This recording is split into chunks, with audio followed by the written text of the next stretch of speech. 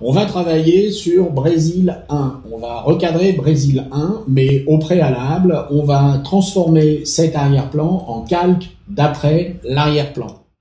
Donc on est ici maintenant sur un calque. On peut éventuellement rajouter un calque en dessous, et vous voyez que ce calque en dessous va être transparent. Alors sur ce calque d'arrière-plan, nous allons ici, maintenant, recadrer. Il va falloir recadrer en faisant très attention de ne pas embarquer de liseré blanc. Donc il faut le faire en zoomant suffisamment de manière à être sûr de ne pas embarquer de liseré blanc. Par contre, plus on aura de matière, mieux ça sera au niveau du raccordement. Donc bien entendu, il faut zoomer. Moi ici je travaille à l'arrache, mais à vous de voir. Vous voyez que le papier peint était de travers, donc il y a de grandes chances qu'en haut, vous voyez ici on a récupéré un espèce de liseré blanc. Donc ça ne va pas du tout. Donc on va resserrer encore un petit poil. Voilà. Et là on est normalement à peu près bon. Donc une fois qu'on a fait ça, on valide et on a notre premier papier peint. Vous voyez qu'il y en a encore un liseré ici, parce que son papier peint était de travers. On va donc zoomer. On va donc zoomer au maximum et on va encore resserrer de manière à ne pas avoir de fichu liseré. Voilà. Donc là maintenant on n'a plus du tout de liseré.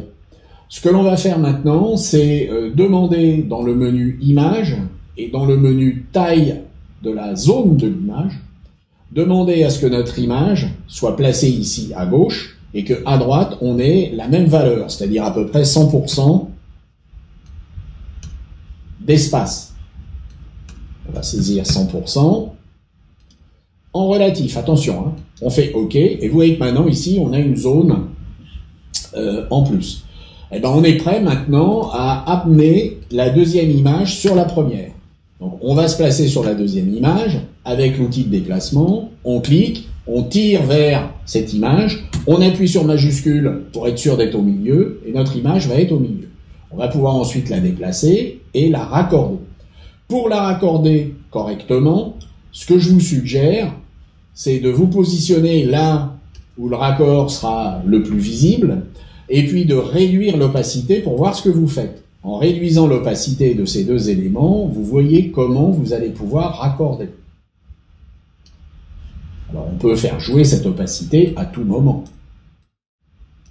Vous voyez que ici, on a raccordé à peu près correctement notre oiseau. Et vous voyez qu'il n'y a pas non plus normalement de liseré a priori. Alors une fois que ça c'est fait, eh bien on va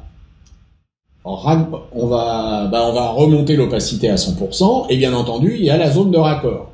Alors comment jouer sur cette zone de raccord? Tout simplement, on va récupérer sur le calque 1 le masque, c'est-à-dire on va récupérer les endroits où il y a des pixels. Pour ce faire, on va se placer ici sur la vignette, et avec la touche commande sur Mac ou contrôle sur PC, on va cliquer. Et on a ici maintenant une zone qui a été sélectionnée. On va revenir sur ce calque-là, et on va se servir de cette zone comme d'un masque. On va créer un masque. Et ici, je masque. Alors si je masque, vous voyez, je masque mal, et si j'appuie sur la touche Alt, eh ben je masque bien. Alors il y a encore ici, à un moment donné, une ligne. Eh ben, on va tout simplement arriver à resserrer un tout petit peu. Alors on peut le faire avec, ici avec le clavier, et vous voyez qu'on a à peu près plus la ligne. Alors il y a des endroits où on voit encore la ligne, mais c'est normal parce que la photo de l'un n'est pas la photo de l'autre, et vous voyez que notre camarade, il n'a pas fait les choses comme il fallait. Mais au moins on a à peu près résolu le problème. Donc une fois que j'ai résolu tout ça, ce calque-là, j'en ai pas vraiment besoin. Je prends ces deux calques-là, je les transforme en objet dynamique. J'ai un objet dynamique. Je vais maintenant faire un recadrage qui va être un recadrage à 40,4 et 50,3 si j'ai bonne mémoire. Et je vais pouvoir recaler mon image. Alors vous voyez qu'on a encore un problème en bas, il y a encore un petit liseré ici. Mais ça c'est parce que ces trucs étaient de travers. Alors attendez, rentrez pas des pixels, rentrez bien des valeurs, parce que si vous rentrez des pixels, vous êtes mal barré. Donc ici, voilà, on va enlever ça, voilà, on va enlever fait ça. Voilà. Voilà. Là, on est dans un rapport. On est uniquement dans un rapport. Donc, on a encore un petit liseré en bas, mais bon, ça, c'est parce que ces machins étaient complets. Ah, putain, il me met en pixels. Ah là là là là là là. 404 par 53. Et on touche à rien. Et on fait juste un rapport, voilà. Comme ça, on est juste en rapport. Voilà. Donc là, vous voyez que vous avez votre truc, vous allez caler votre image. Il y a encore l'histoire de la petite, du petit liseré, mais c'est pas grave, on va pouvoir resserrer éventuellement, on pourra resserrer éventuellement les images. Si je double-clique sur l'objet dynamique, vous voyez que je peux encore prendre ça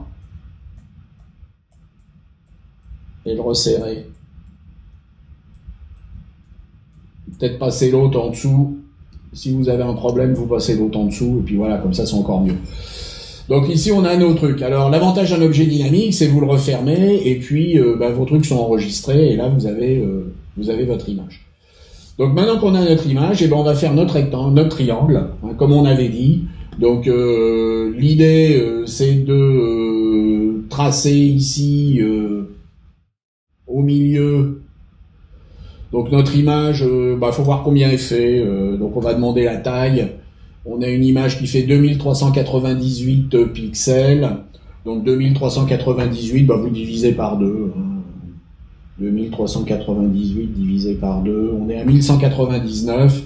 Donc ici on va mettre un repère à 1199. Voilà, le repère est au milieu. Et puis il n'y a plus qu'à tracer notre triangle. Alors on fait un triangle à coin, faites comme vous voulez, hein. Faites votre triangle ici, voilà. Donc là je vais peut-être être un petit peu plus haut histoire de virer le truc. Donc là j'ai mon triangle. Une fois que j'ai mon triangle, j'ai une forme. Cette forme, je vais la convertir en image. Forme 1, je la convertis en image. Et là j'ai mon image qui se trouve dedans. Donc si je masque les calques, si je masque les repères, j'efface les repères, je me mets en visio toc, sans les trucs, et puis ici en affichage, mode d'affichage, plein écran son menu. Vous voyez que j'ai mon image maintenant qui est impeccable, et il n'y a pas de liseré. Voilà, j'espère que ça vous a intéressé, et puis à bientôt, au revoir.